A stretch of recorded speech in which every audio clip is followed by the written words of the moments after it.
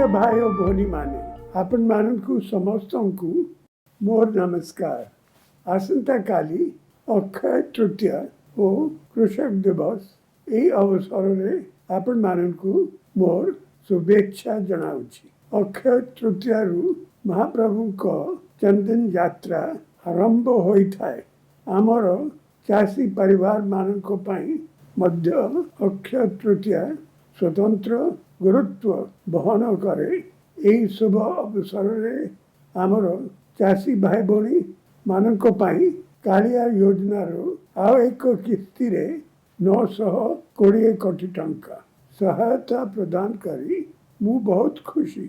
आम राज्यर 42 लाख चाषी परिवार छोट चाषी नामक मात्र चाषी भूमिहीन चाषी समस्ते यही कालिया योजनार अर्थ पाइबे। कालिया योजना आमर चाषी परिवार पाई सारा देश रे सबुठारु भल योजना। यही योजना चाषी मोहरे हस आनिछि। चाषीर ऋण भार मध्य लाघव करिछि। मोर विश्वास आपण माने यही टंका को चाष काम रे लगाइबे एवं निज रोजगार बढ़ाइबे। मु सबु बेले कोई आसीछि जे चाषी आमर गौरव। देश और समाज पाई तार त्यागर तुलना नहीं। गत वर्ष कोविड समय रे चाषी ही देशर अर्थनीति को संजीवनी परी शक्ति देथिला। चाषीर त्यागर मूल्य केही देई पारिबो नाही।